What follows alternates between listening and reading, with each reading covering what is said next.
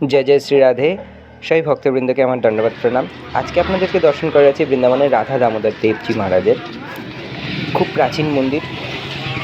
আর বৃন্দাবনে এসে রাধা দামোদর দেবজির দর্শন না করলে দর্শন সম্পূর্ণ হয় না, তাই দর্শন করুন আজকে রাধা দামোদরজির।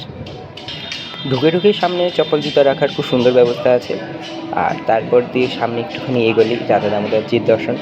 আর তার আগে আমি আর কিছু বলবো না, শুধু দর্শন করুন আর স্থানের মাহাত্ম্য অনুভব করুন। জয় জয় শ্রী রাধে। আমি আমার বাণীকে বিশ্রাম দিচ্ছি। আর ভিডিওটি ভালো লাগলে লাইক শেয়ার সাবস্ক্রাইব করে নেবেন আমার চ্যানেলটাকে, আর সবার সাথে শেয়ার করে নিন যদি আপনার ভালো লাগে। আমি যখন ঢুকেছিলাম তখনই পর্দা লাগানো ছিল, ঠাকুর শয়নে ছিল, জাস্ট তারপরেই বিশ্রাম থেকে ওঠে। আর এখানে ঠাকুরের চরণ দর্শন হয়, চরণ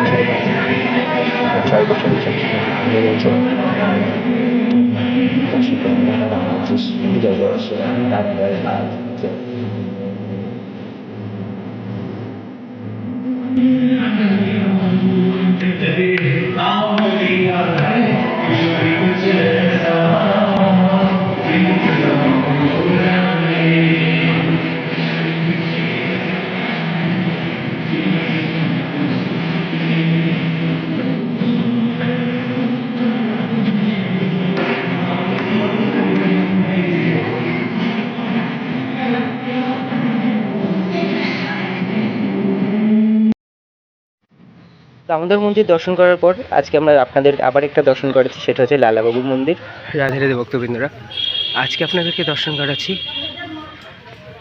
লালাবাবুর মন্দিরের বাইরেই লেখা ছিল ভিডিও বানানো একদমই বারণ, তাও যতটা পেরেছি আপনাদের জন্য ভিডিওটা বানালাম। আর কারণ ভিতরে মন্দিরের ভিতরে মানে পরিসরেরই ভিডিও বানানো বারণ, তাও যতটা পেরেছি আপনাদের জন্য বানাচ্ছি। আর মন্দিরের ভিতরে মনে হয় ঠাকুর দর্শন করাতে পারবো না, তার জন্য ক্ষমা করবেন। কারণ কি করব, কিছু কিছু সময় রুলস অ্যান্ড রেগুলেশন পালন করতেই লাগে। আপনারা আসলে নিশ্চয়ই লালাবাবু এই জায়গাটা দর্শন করুন। লালাবাবু সমাধি আছে মন্দিরের বাইরে, খুব সুন্দর প্রাচীন মন্দির, দর্শন করুন।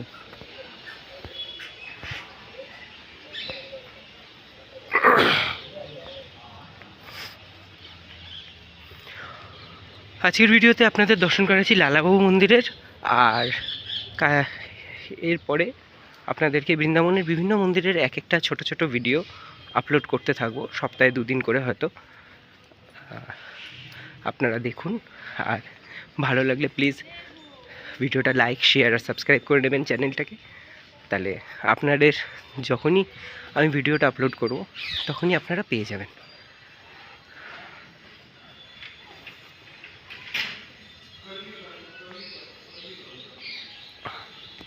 এই হলো লালাবাবু মন্দির বাইরে থেকে। ভিতরে ফটোগ্রাফি একদম অ্যালাউ নেই, সো ভিতরেরটা আপনাদেরকে হয়তো দর্শন করাতে পারবো না, দেখছি কতটা কি করা যায়।